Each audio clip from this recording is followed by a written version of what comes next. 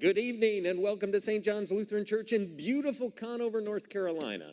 I must tell you that the weather here in North Carolina is really fascinating. On Sunday we had snow. On Tuesday it was almost 60 degrees. Oh, I can take my mask off now. Thank you very much. And today we have thunderstorms. I'm just anxious to see what tomorrow will bring. You don't know. Could be sleet or hail. Who knows? But we're continuing our Bible study as we look at emotions that sometimes control us, and we're going to try to learn how we can control them instead. Well, the first one was looking at lust or sexual temptation, and today we're going to move on to the topic of coveting, or greed might be another name for it, sometimes mixed in with the word jealousy or envy. But that's kind of the area we're going to be looking at. But before we do, so that you will have no charge whatsoever for viewing this, first the commercials. One, yard sale is going to be offered after church on the 10th, after the 10:30 service on Sunday one more time, because we still have too many books. I don't want to box all those books up. So please, please, please, everybody who's watching this, come and get some books and anything else you want too. Well, yes, and there's still new stuff being added because people are saying, oh, we can give away stuff there, and now they're dropping it off at the yard sale. So even if you came before, come and get some more stuff. Really, we don't care if you put money in the offering part. We don't care about that. Just get it out of here. So help us out.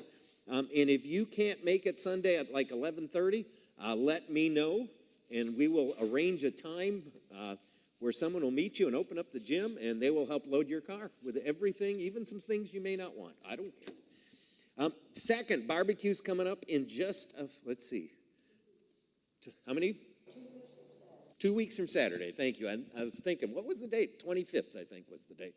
But there is a sheet you can order in advance. You don't have to, but it helps us to get an idea of how much to prepare. So consider Takeout only. Takeout only, yes. COVID rears its head again, yes. And we have a drug awareness seminar for our young people, ages 9 to 12, and then 13 through maybe even up to 19 or 20 or something like that. But that's coming up on the 21st, am I right?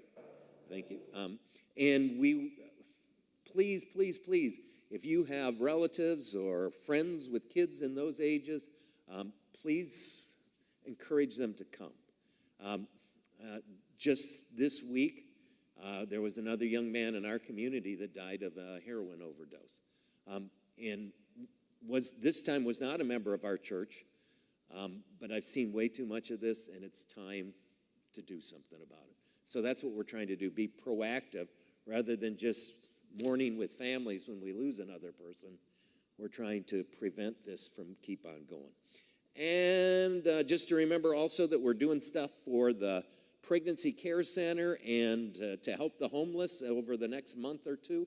And there's information in the bulletins on Sunday, but if you want to bring in anything, there's places to put stuff in the parish hall. And Abby, did you check out the shirts down there? All right, good. She got a good Luther Seal shirt. Did you see the back of it? It's pretty good stuff on the back. So there's a pledge. Now, there's only one extra large that's a muscle shirt. My body is not such that I can ever wear a muscle shirt because I'm not qualified. But the others are more like adult smalls, extra small, or maybe even there might even be a youth large. But if you have any kids that might be those sizes, they're free. They're on the table back there. Take them. My job is to get them out of here. So, all right, that's enough commercials. Turn to 1 Kings 21. And while you're looking at 1 Kings 21, which in the large print Bibles are page 550, how would you define coveting? Because I think a lot of people are confused about that because let's suppose you had, what year Mustang do you want, Denise? I want a 65. A 65 convertible Mustang, red preferably, right? That's what she would like, my wife Denise. So let's suppose Melinda owned one. I'm pretty sure you don't. But if she came and offered to buy it, is that coveting? No. You had a Royal Plum Camaro? You're talking my language now.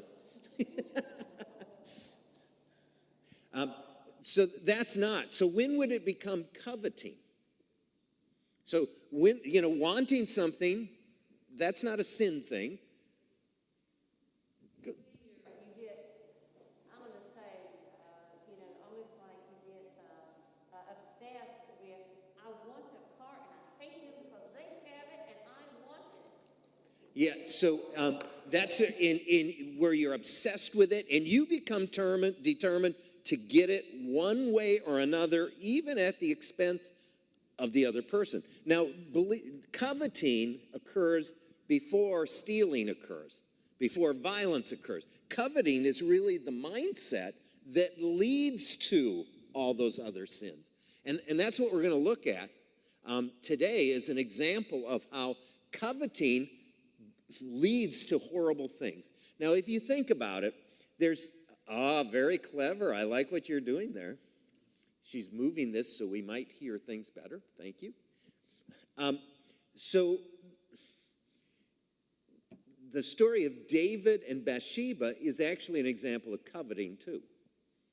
Because when he knew that was the wife of his soldier, and yet he still wanted to have sex with her, that was an improper wanting that led to all the other things that happened. So interesting enough, there's two different ways you can number the commandments, right?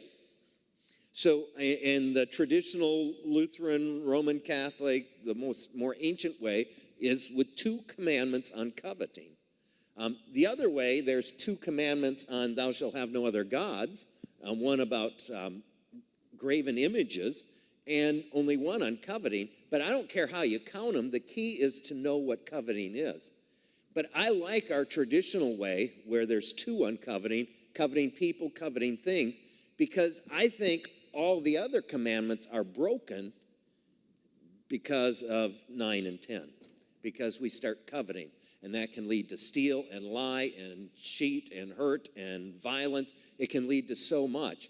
Improper wanting really can be destructive. So we're going to look at an example of that. 1 Kings 21 is my favorite example of coveting that leads to death.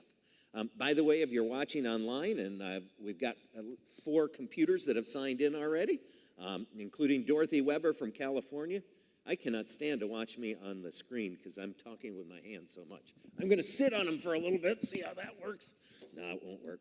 All right, so 1 Kings chapter 21. If you're watching online, check in, though. I'd just like to see who's here. It aids me. But 1 Kings 21, starting at verse 1. Sometime later, there was an incident involving a vineyard belonging to Naboth the Jezreelite. The vineyard was in Jezreel, close to the palace of Ahab, king of Samaria. Ahab said to Naboth, "Let me have your vineyard to use for a vegetable garden, since it is close to my palace. In exchange, I will give you a better vineyard, or if you prefer, I'll pay you whatever it's worth." Now, is there anything wrong with that?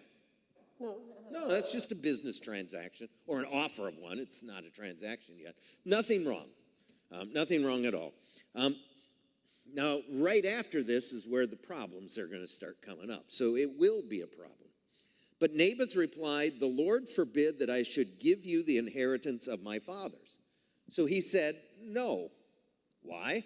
Because that land had been in his family for a lot of generations. And you can think of it around here, we'd say that's the home place. And, you try to keep that land in your family if you can. And oftentimes it stays in your family for generation after generation, right? So again, nothing wrong so far. Now we're going to start seeing the problem. Verse 4. So Ahab went home sullen and angry because Naboth the Jezreelite had said, "I will not give you the inheritance of my fathers." He lay on his bed sulking and refused to eat. All right, so what do you think of an adult king? Yeah, he's having a temper tantrum. I'm not going to eat until I get it. I'm not going to. This is not kingly behavior. It's not adult behavior. It's what a 3-year-old might do when you tell him no, And, he's at the store, and he wants you to buy that cereal, and you said, no, we're not getting all that. And then he lays on the ground and screams and hopes that you'll give in just so you won't be embarrassed by him any longer. That's a 3-year-old. What he wants. He's totally used to getting what he wants. People not denying. And mainly people don't say no to a king who has absolute power. Is that what you were going to say, Denise? Yeah, I was going to say the same thing. At that time, I mean, women had to be taken away from their families because you didn't tell the king no. Yeah, and that's very much the case here. And part of you remember when we talked about David, one of the things I said is some people want to make it sound like Bathsheba was a willing participant. She couldn't say no to the king. If the king says, come in here and get in my bed, it's death if you disobey the king. So part of that is that Ahab is not used to anyone saying no to him because the king has absolute power. She could have said no. She could have said no, or maybe she did even. We don't know. But anyway, so here, he's just all upset. Now, you can see it's now an improper wanting, isn't it? This is truly coveting. Because now he made an offer, nothing wrong with that. Person said no, and then he's still looking for, he's all upset, and he's just, if he can't have it, then he's not going to eat, and he's going to starve to death, and or whatever. I mean, he's not thinking rationally. He is obsessed with getting that property. So his wife Jezebel, what do you remember about Jezebel from your other studies of the Old Testament? Pretty evil. Yeah, Jezebel was not a good name people stopped using it after this queen because she kind of ruined the name. Was there a Jezebel in one of the Disney movies? No, don't think so. What was the evil queens? Like in The Littlest Mermaid, what was that one? Ursula. Yeah, that's not the same. Okay, never mind. But Ursula would be a name like Jezebel. So Jezebel came in and asked him, why are you so sullen? Why won't you eat? And he answered her, and now I'm going to read the words, but I'm going to give it an opinion, so you'll see my opinion. Because I said to Naboth the Jezreelite, sell me your vineyard, or if you prefer, I'll give you another vineyard in its place. But he said, I will not give you my vineyard. So I read the exact words, but I added my interpretation. 2 or 3-year-old. Yes, that's exactly what I was trying to do. I was trying to sound like some of my kids when they were trying to manipulate. Jezebel, his wife, said, is this how you act as king over Israel? Get up and eat. Now, that may have been good up until what comes next. Because she's encouraging him to be a man. She should have said, so what if you don't have that? What difference does it make? You own all half of the nation of Israel. Who cares? She didn't do that, though. She didn't like that the king was told no either. So she says, cheer up. I'll get you the vineyard of Naboth the Jezreelite. Now, he just told her he was never going to sell. So what her plan is only going to be evil. I mean, you already know that. But what I want you to see is coveting now is starting to take more and more control, not just of the king, but of the queen too. And now she's going to connive a plot to get the land, even if it goes against the clear commands of God, which it will. So she wrote letters in Ahab's name, placed his seal on them, and sent them to the elders and nobles who lived in Naboth's city with him. Why did she use his name? Hers wouldn't mean anything. Because it held more power. Yeah, her name really doesn't mean anything. Oh, Donnie Albert's joining us too, so that's good. But yeah, her queens were respected as wives of the king, but they had no power. So that seal of the king on that document guaranteed that whatever was in the document would be followed exactly, because disobeying the order of the king leads to the death penalty. In those letters she wrote, proclaim a day of fasting and seat Naboth in a prominent place among the people, but seat 2 scoundrels opposite him and have them testify that he has cursed both God and the king. Then take him out and stone him to death. So, now why did they have 2 people testify? Yeah, you had to have two witnesses who exactly agreed on everything in order to be a binding conviction in an Israelite court of law. Two identical witnesses, basically. And so she's having them lie together. And this is a pretty wicked plan when you think about it. So they're going to tell a lie that ends up with someone being murdered. And blasphemy against the king could be stoned to death.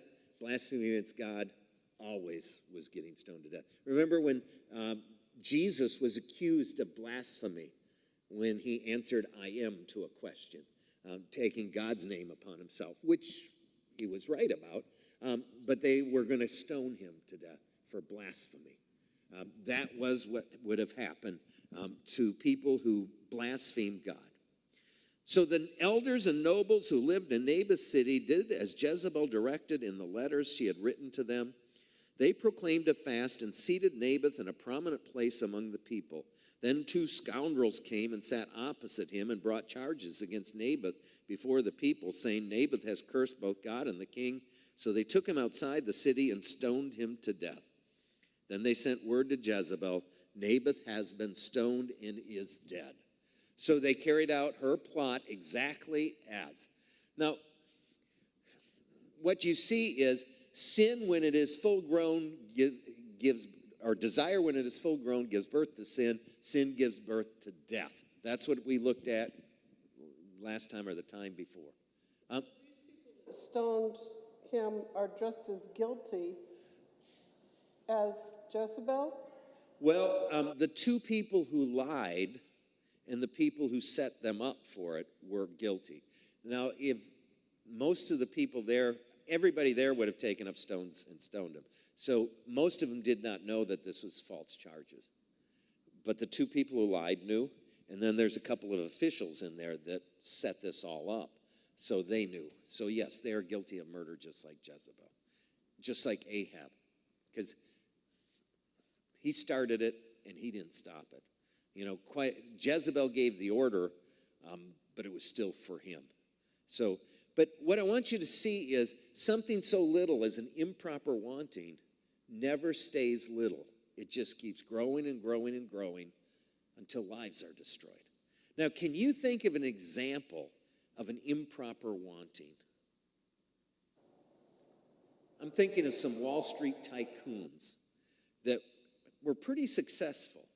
And then they came up with some wild schemes to be even more successful. Wild schemes that basically involved, well, all kinds of stuff. There's different ones. But some of them, it was almost like a pyramid scheme, you know, where they're taking money and not really making that much money on it, but using it to finance their lavish lifestyle.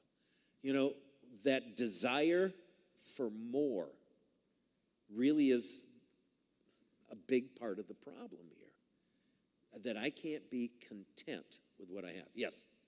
Good place to put in your God's math. Yes, God's math. Yeah. Well, and that definitely fits with today. I hadn't even thought about that. So Dave Lingefeld likes to make fun of me sometimes for the things that he sees the topics, because he was my Facebook friend and stuff. So he was pretty intrigued that last time we were talking about lust. You know, so he wanted to find out if I was an expert on that. I don't know what he was getting at, but you know. But today he told me a story that he thought could lend to what we had. And they're two brothers who were very competitive with each other always. And they were both out fishing. And the one guy was on the dock and he was fishing, and then he was just sitting there and he wasn't fishing anymore. And a guy walked up to him and said, "Why did you stop?" He said, "I got all the fish I need for supper now. I don't need any more." And he said, "Well, your brother's out there still catching. He looks like he's getting a ton of them." And he said, "Your brother always wants to beat you, doesn't he?" He said, "Yeah, he does." He said, "He's richer than me. He's more successful than me. He's got a lot more of everything than me. But there's one thing I have that he doesn't have." And the guy was intrigued, and he said, "What?" And he said, "Enough. I have enough." and his brother never will. It's interesting, of multimillionaires, and these are like people that have more than $10 million, which that's pretty significant, I think. But they were asked how much more they needed in order to be satisfied and to be happy. And the number one answer was a little bit more. Now, what's interesting about that answer? Never enough. It's never going to be enough. You'll never have a little bit more. And that's the truth. If I'm basing how I feel about myself and my hopes for the future and on how much I have, I'm never going to be satisfied.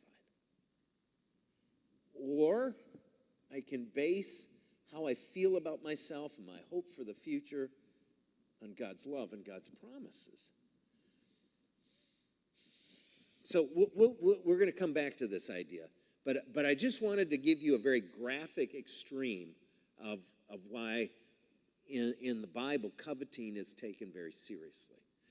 Turn to, let's see, where is this one?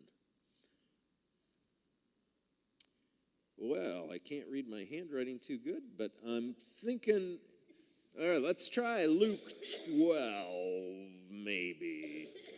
Yeah, maybe. We'll see. I'll tell you for sure in a little bit. Luke 12, probably. We're going to look at a verse there, whether it's the one I really want right now. We'll find out. But I won't lead you there without at least referring to a verse.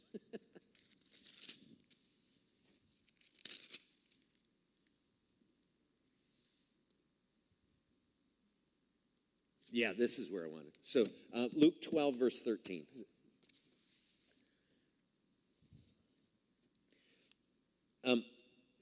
Do you remember what inheritance laws were at New Testament time? So Luke 12, starting at verse 13, page 1604 in the large print Bibles here. Yeah, the eldest got 2/3 of the estate. Second oldest son got 1/3 of the estate. Third son, fourth son, fifth son, good luck. Now, why did they do that? They're trying to preserve farm size so that it could still support a family. You know, and if you break up a farm too small, it's all pretty well worthless in terms of being able to support a family. So that was kind of the attempt. And the hope was that each one of those two oldest sons would buy more land as time goes on and then grow the farm. And when they leave it to their kids, it's even bigger than it was to them. But so look at what happens in verse 13. Someone in the crowd said to him, "Teacher, tell my brother to divide the inheritance with me." Now, what can you guess about the person asking the question? It was not the first son. Could have been number 2. Could have been number 3 or 4 or 5 or 6. We don't know. But we definitely know he was not the firstborn son. So Jesus replied, "Man, who appointed me a judge or an arbiter between you?" Then he said to them, "Watch out, be on your guard against all kinds of greed. A man's life does not consist in the abundance of his possessions." And in the King James Version, this is probably the best translation, greed. King James Version, they put it coveting. They use that reference. Be on your guard against covetousness. Because a man's life does not consist of the abundance of his possessions. Bothers me when families are divided. Well, when you think of, what the situation with these two sons that are at odds because, the estate wasn't being settled fair, I'm going to tell you that's a sad reality lots and lots and lots and lots of time. The most extreme one was a family up in Bach, Michigan. Now, that's a good German town. You just know that. But two brothers had a dispute about the way their parents' estate was settled, and they were farmers and stuff like that. And they hadn't talked to each other for 35 years. How sad. I mean, how sad. And so I'm going to be honest, when my mom passed away and my dad passed away first, so I've been down here I've been out of state for 30 years or something at that point. So I didn't really claim anything. I had a couple things in my old bedroom I wanted back that were kind of mine, But other than that, there really wasn't anything I really cared strongly about. Right there it is. Yeah, my wife cared about a couple things. She went, Made you clean. yeah, I made you clean, but you wanted little people toys. Yeah, which I don't think anybody else really cared about anyway. But I intentionally, they said, well, what do you want? And I said, listen, you guys are there. You're doing all the work. I make no claim on anything. Just however you want to split things up, just do it. I trust you. But there was no way that I was going to dishonor my mom and dad by acting like property is more important than people. My brothers and sisters are more important to me than anything. And, it's all laid out in the will. The lawyer's taking care of most of it. It's all good. I don't care. But I just didn't want to come down to this, where instead of looking at my brothers and sisters as people who are grieving the loss of their mom, I'm just worried about how much I'm going to get. That I just didn't want to go that way. But I'm going to tell you, it happens a lot. Why? Because greed really can take control of us. And at that point, other people don't matter as much. And I'm not saying they don't matter at all. I'm saying now there's something else we're obsessed with, making sure that I get the right amount, the fair amount, the proper amount, the correct amount. Too is fairness, like people want everything to be fair. Yeah, we use that word fairness a lot, and Life isn't fair. and if you want fair, that means hell, because that's what would be fair.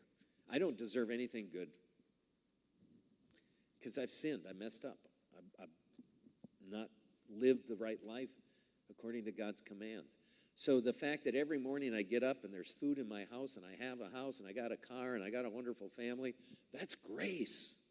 The fact that, I got at least some money in the checking account and I can pay our bills, that's grace. I don't, in the scriptures it talks about, Lord, don't give me too much lest I start trusting in wealth, and don't give me too little lest I be tempted to steal. Just give me enough.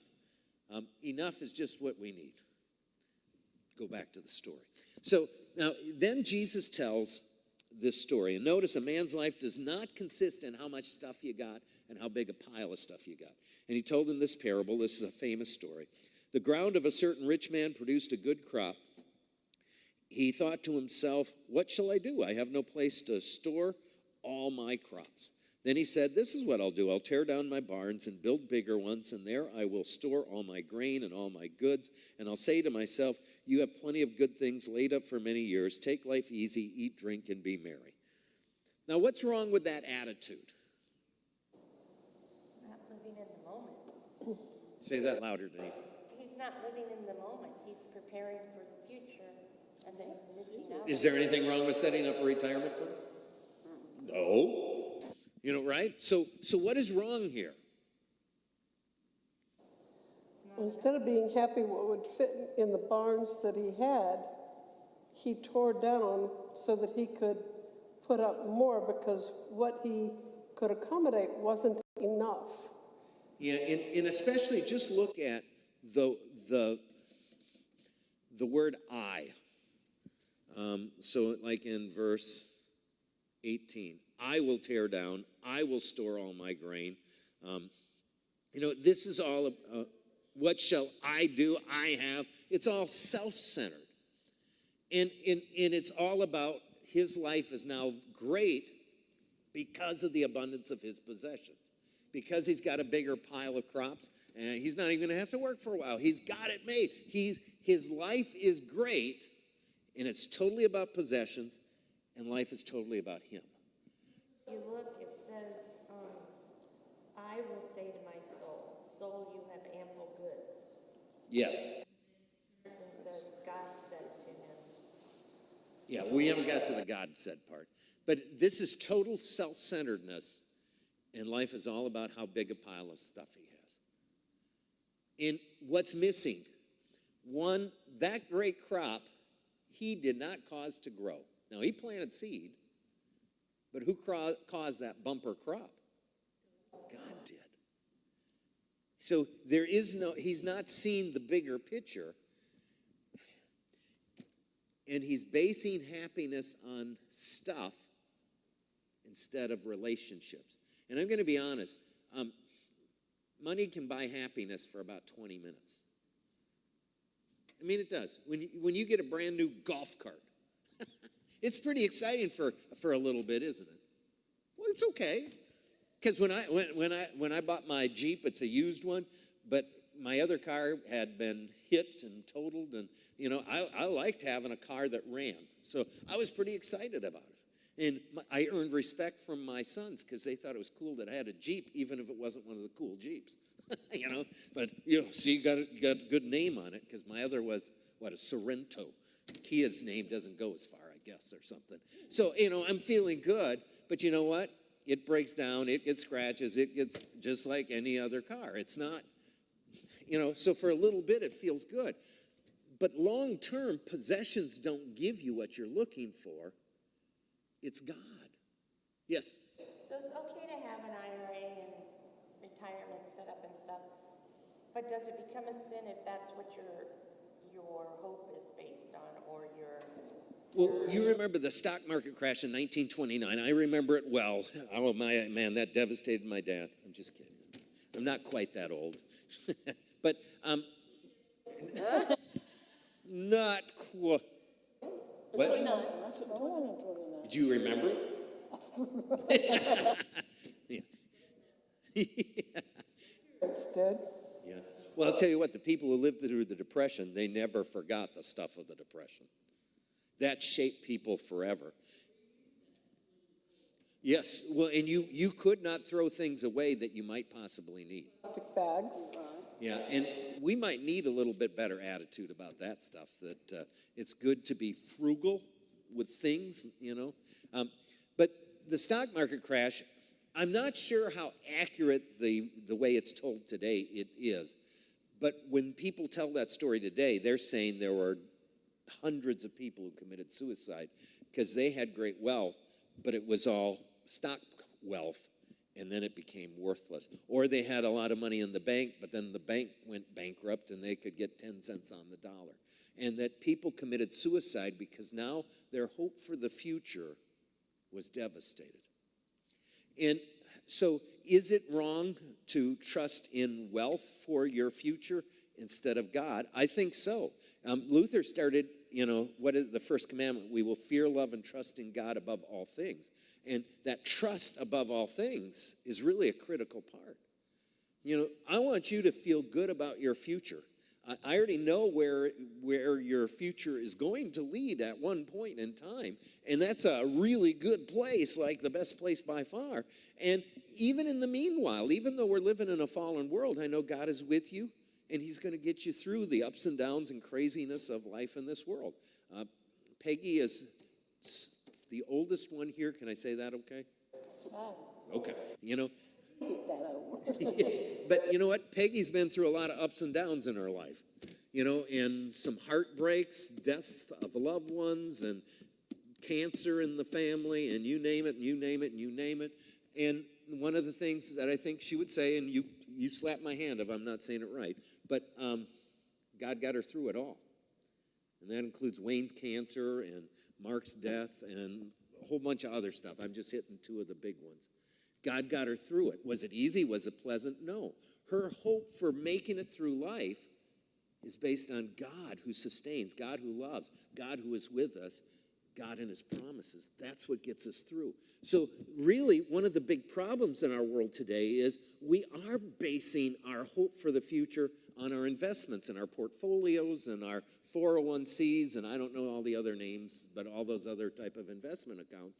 And yeah, I was talking to my son Chancellor the other day, and I told him, I have $150,000 saved up for my retirement now, and that's pretty close. And I said, the financial advisors tell me it should be closer to $1 million by now. I said, I don't think I'm going to make it. So that means we probably won't take that around-the-world cruise that takes 120 days. It's because we invested in children. Yeah, we invest in children, and we're planning on them taking care of us. That's the ultimate answer. So he has to become independently wealthy, and then I'll be just fine, But, We've lost all of those, your stuff that you stored up, God is still going to take God's still my God. So if the stock market crashes, and well, a lot of that is based on stock market stuff, I could lose half of that easy. You know what? God would still take care of me. And I don't know exactly what the future will be, but I know God's going to be with me. So that's, the problem with greed, which is a form of covetousness. Greed is covetousness of money. And it doesn't have to be a particular person's money, although sometimes it is. Sometimes it's just that I want to have the biggest pile. What is it? Keeping up with the Joneses, isn't that the saying we have for where, if your neighbor has a boat, you have to have a bigger boat. If he's got, a golf cart, you have to have a nicer one. Yeah, or whatever, yeah. So this idea that I feel good about myself because I got the newest and the best and the biggest pile, that's what we're fighting against. And that's the real danger. So I'm going to skip around different than what I was planning on. Let's go to, go to 1 Timothy. 1 Timothy 6. I'm not going in order, but that's okay. We're doing really good, though, on time, actually, because we covered my 2 first stories. 1 Timothy, and if you find any of the T sections in the New Testament, 1 and 2 Thessalonians, 1 and 2 Timothy, Titus, they're all right together. So when you find one T section, you find them all. 1 Timothy chapter 6. Read your portals of prayer today. What's that? For today? Not yet. Doing a lot of them, people that have sacrificed to get Lutheran churches and different things. And today's was about people who didn't have much, but they brought chickens and gave them to the church so the church could raise money. Yes. And because the chickens laid eggs and then they could sell the egg. But it was just interesting because it was out of they didn't have much, but they gave what they had. There was a pastor that made a presentation to one of my pastor conferences, and he was a missionary pastor. And I won't tell you where because this was like 15 years ago, so I don't remember. But he was somewhere in Africa, and he described offering time at this church. It was a Lutheran church. It was in a building without walls. It had a roof to keep the sun and the rain off, but it had no walls because it was pretty much warm there all the time. And so when it was time for offering, they didn't pass a plate. People would dance their way to the front of the church and put their offerings up at the altar. And most of that was not money. It would be a chicken or eggs or a fish that they caught in the river. And the thing that he described was, he said what he was so impressed with was the sheer joy they had as they danced to give their offering to God. That's cool. And by the way, the opposite of greed is generosity. Greed is, I can't let go of anything because I got to hold on to it. Generosity is opening up the hands and trusting God to continue to provide. But look at 1 Timothy 6, and then we got to get to Hebrews 13, at least for a second. So 1 Timothy 6, starting at, what verse did I tell you? Verse 6. But godliness with contentment is great gain. All right, what does the word godliness mean?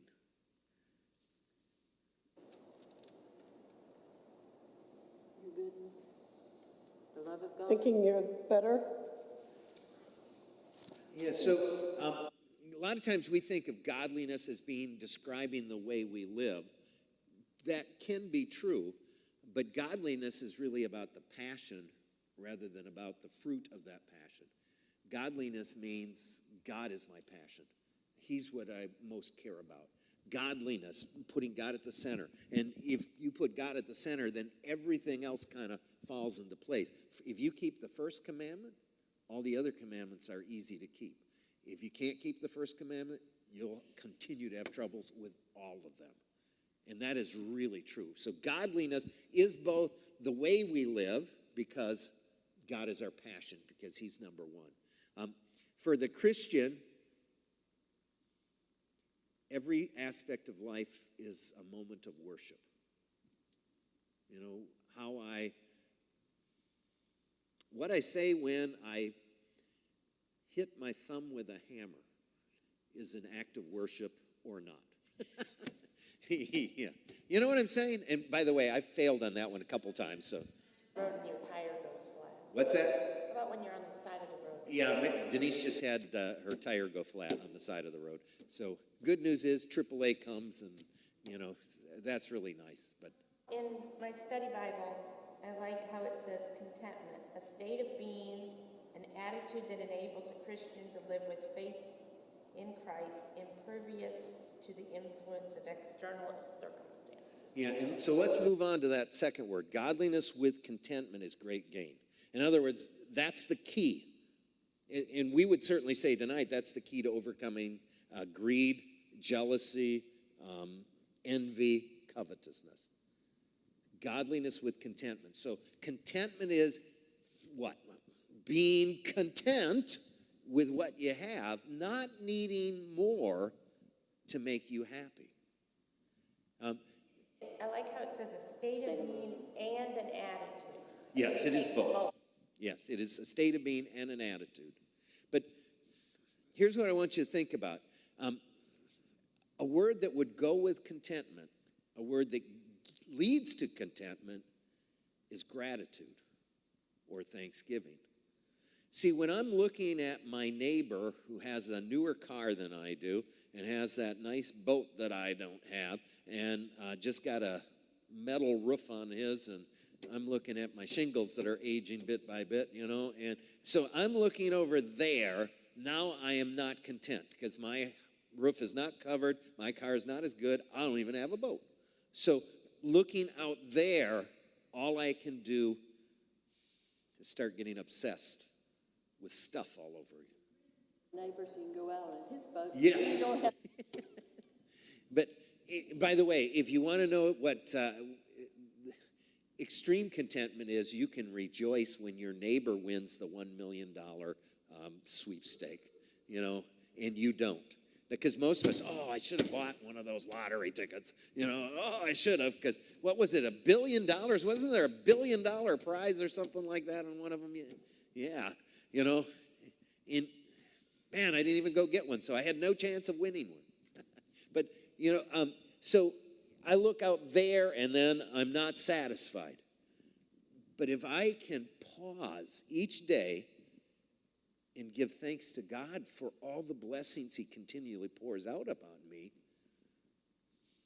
if I can notice food and home and family and loved ones and friends and a church and et cetera, maybe.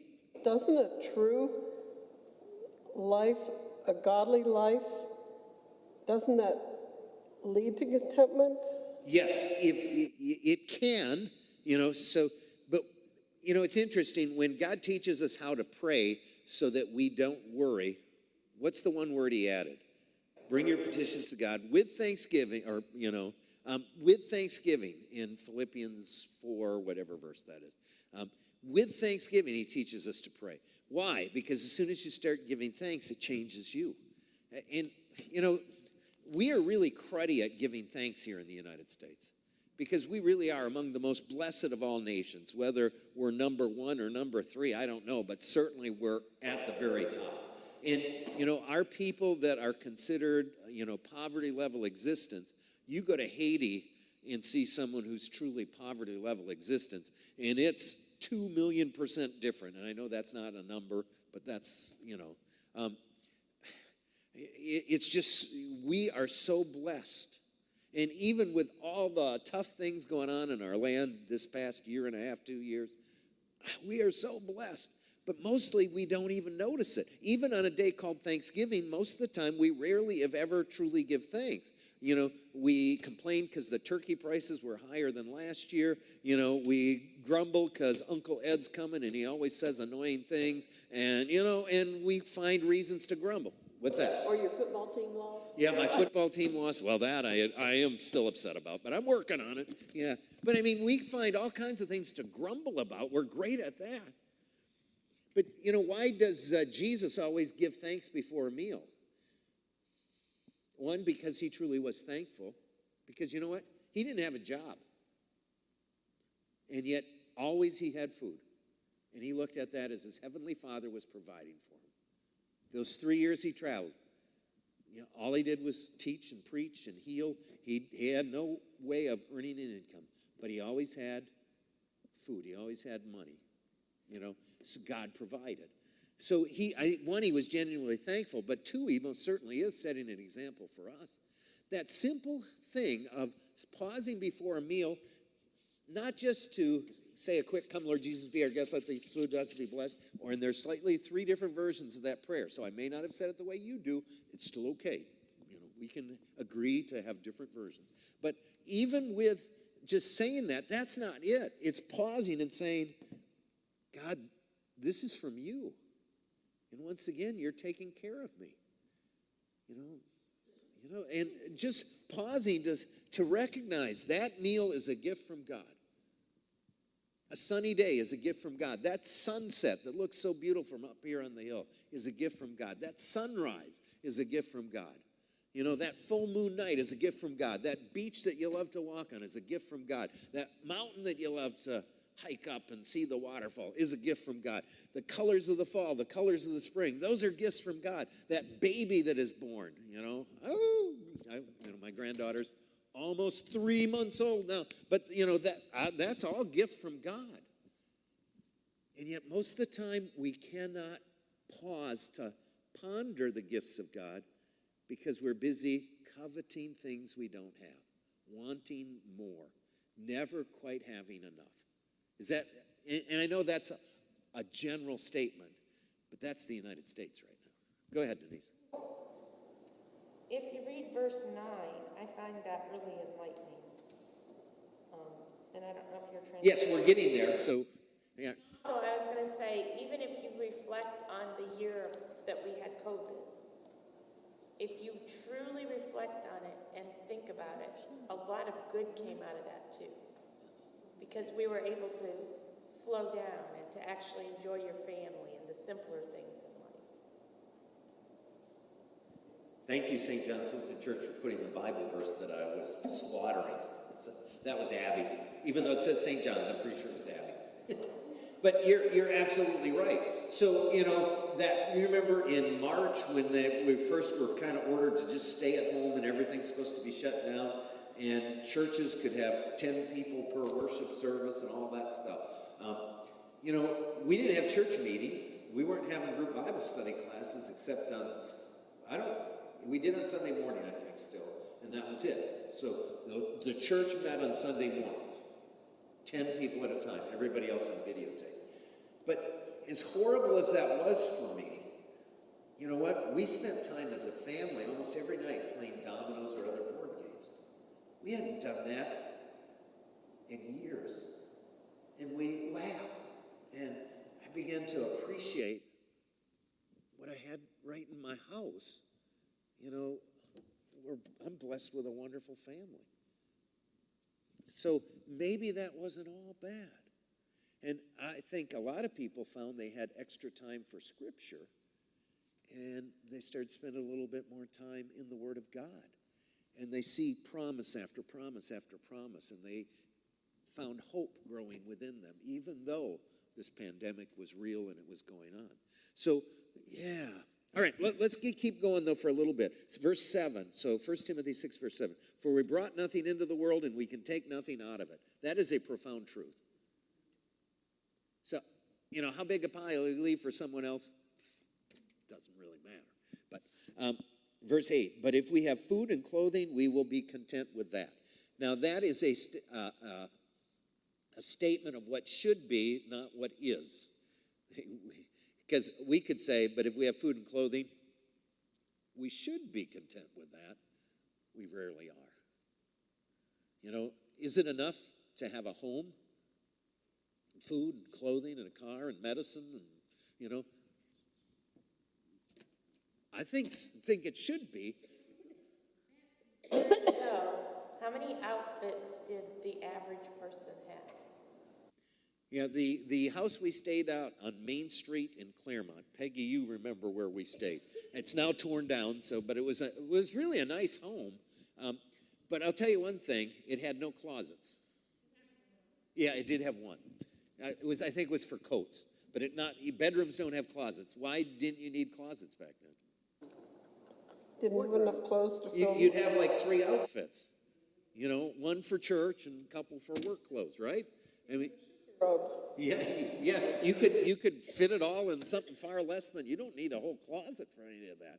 And nowadays, do you like to watch like HGTV and some of those other shows where they're comparing homes, and the master suite?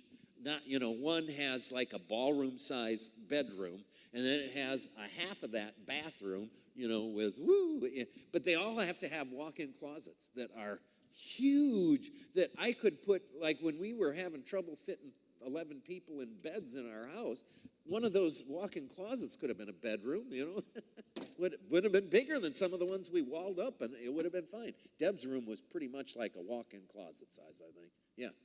Well, one thing I think I coveted is a friend's house in Rock Barn had her master bathroom, and on this side was her summer closet, and this side was her winter closet. So you're not having to transport You don't have to clothes move things. upstairs and downstairs. Now Denise is going to start covering. Are you kidding? Because she doesn't even get half of our closet. We have a small closet. And sadly, my clothes somehow always are just a little bit on her side. I don't know how that happens. But I just thought that was cool. Well, that is cool. Yeah. All right. So verse 9. People who want to get rich fall into temptation and a trap and into many foolish and harmful desires that plunge men into ruin and destruction. Now, part of that is in this world, that ruin and destruction. But mainly, I'm not certain that that's what it's mainly referring to. I think it's referring to eternal destruction. People who want to get rich, people who are filled with greed, people who are coveting, who can't be satisfied with enough. In God's math, as Melinda pointed out, 100 minus 0 equals 90. So you get your income, you keep it all for yourself, and you find it's never enough. It's always 90. You never have enough. On the other hand, 100 minus 10 equals 100. It'll always be enough. Godliness with contentment. But to me, contentment is gratitude. Gratitude leads to contentment. If I can notice what I have instead of just what I don't have, I'm already way ahead of the game. And if I can start giving thanks to God for that, now it's different. Now things are different. So when you started on a career path, what were you basing your chosen career on? So you're making this personal. So when I was starting on my career path, so when I was in junior and senior in high school, I decided I wanted to earn the most money possible in a 4-year degree. I did not want to get a master's degree. I did not want to get a doctorate. So 4-year degree. At that time, engineering was the way to get the highest initial salary, especially nuclear engineering, and that primarily would be running nuclear power plants is what we'd really be doing. And so back then, hired right out of the University of Wisconsin, they had 8 jobs for every graduate, and starting salary back then, this is a long time ago, was way above $100,000 a year. So in a couple of years, 5-10 years, you'd probably be at $250,000 a year, give or take.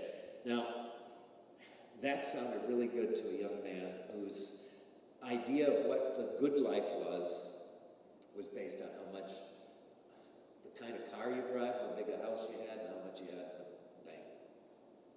That's what I was basing my view of a good future. And then God totally messed up my life, and took that dream away from me.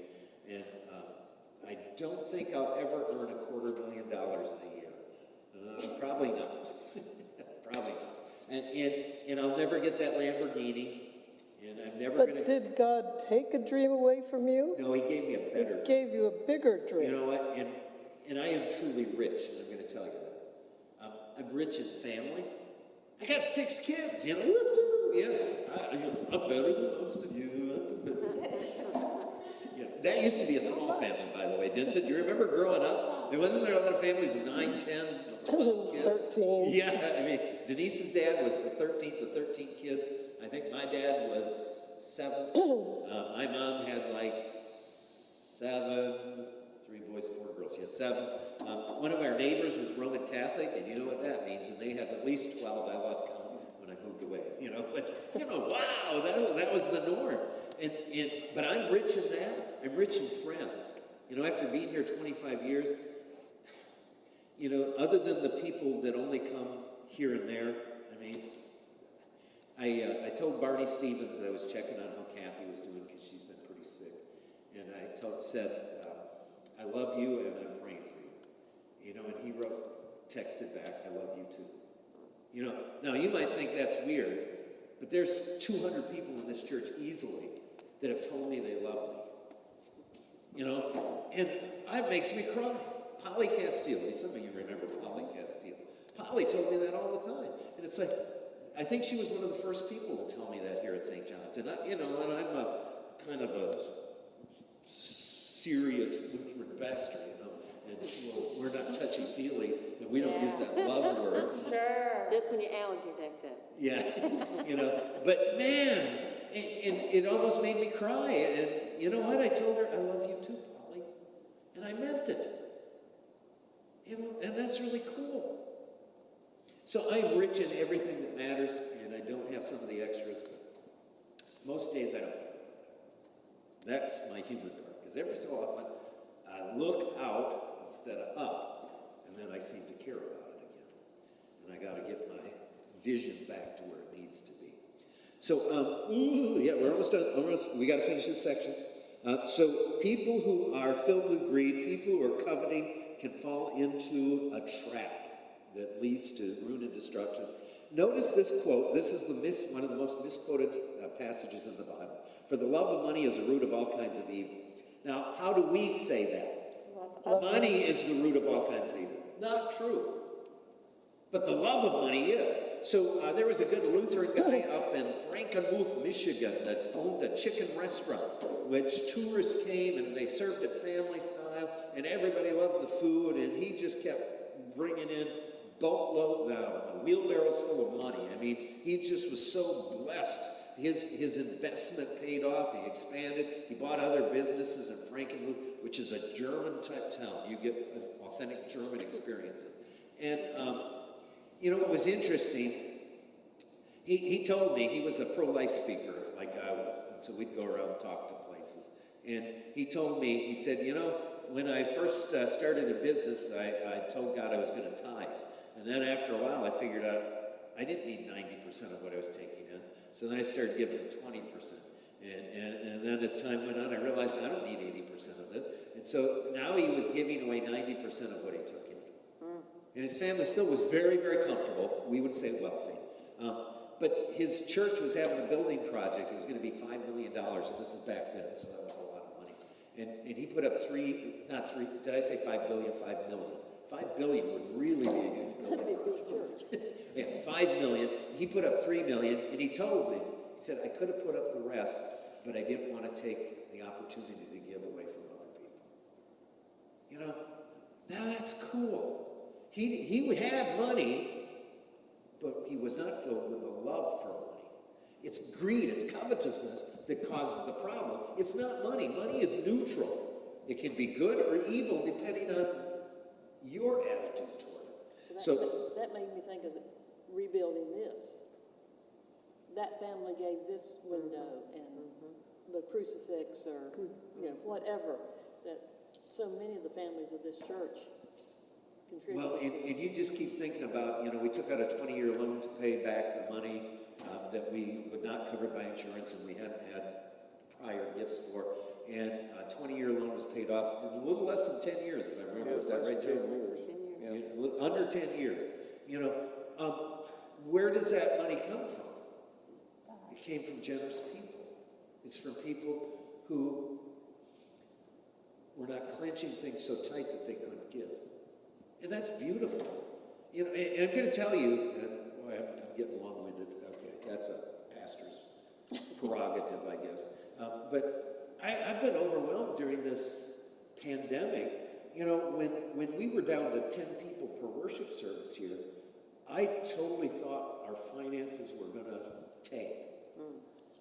You know, because there's a fair number of people in the American church that have a movie theater style of giving. I pay when I go to the movie, I don't pay when I don't go to the movie. Well, all of a sudden you can't go to church, and I was really afraid, what's that going to mean for us? And you know what? Offerings this year have been, Joe, you tell me, I think about the same as last year, maybe even a tad bit higher. A little bit better.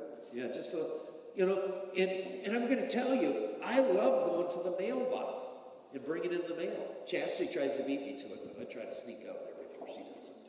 But, you know, it's just cool. There's handwritten envelope after handwritten envelope, and I don't know what's in all of them, but I'm going to tell you, I know what it is. It's people sending in their offerings. And it's people from all over the United States, in many cases, sending in offerings because they're joining us in other ways. There's a family in Virginia that sends tithes to us. Every week we get a check from them. I don't even know who they are, but what a blessing that is. God continues to take care of us, and we don't have to worry about the finances stuff. Our job is to give. To give as God gives to us, it all works out. But love of money is the root of all kinds of evil, not money itself. Some people eager for money have wandered from the faith and pierced themselves with many griefs. And remember that story of the guy who wanted to build bigger barns and then eat, drink, and be merry? You know, when God demanded an account from him, he was not ready because he was only thinking of the material side of life. And that's what this warning is about. I kind of think sometimes of like families who, like the father, or you can pick the father and mother, whoever, worked and worked and worked and worked, and in their head they were working to give their family something more than they had, something more. But when they finally had it, everybody was gone. All the kids were gone, and Yeah, my dad was really torn because he liked overtime. He was a factory worker. It was a union place. And so that meant overtime was time and a half on Saturday. Sunday would be double pay, which 16 hours paid for an 8-hour job was pretty decent. And he had 5 kids, and, you know, he was our one income. And every so often he'd take it. Mainly he'd turn it down. He'd turn down double pay. 1, because that's church day, and 2, because that's family day. You know, and, you know, there were times we had trouble paying our bills, but we always made it. And I respected him. I respect Chick-fil-A, even though it always annoys me when we're traveling, we'll go pull in a Chick-fil-A and then we remember, oh, it's Sunday, they're closed. And I respect that they're closed, but, you know, what is it, Hobby Lobby and Chick-fil-A, are they the only 2 companies that are closed on Sunday? Remember how many used to be? Blue Laws, nobody would be hardly open on Sunday. Now everybody is, except those 2 businesses. But I respect that they don't see everything as being about maximizing money. They're just trusting God will take care of them, and he always does. And you look at those 2 businesses, even though they've been lambasted for being conservative Christian type companies, they're doing great. Probably because of that. But anyway, we're going to do just a little bit more next time, and we may drift into the next topic, but we didn't quite finish this. We got a couple more good things. So, but we need to close because Donnie and his beautiful daughter are now on overtime, and that's double time here at St. John's. Yeah. So we're going to close in prayer. By the way, if you're watching online, sign in still. I know there's a few more of you watching, so sign in if you can. Dear Heavenly Father, we thank you so much for this opportunity to ponder what is most important in life. Help us to remember that you are, and that just help us to trust in your care and in your love, and not to start being filled with covetousness for more of this and more of that. In Christ's name we pray. Amen. I think that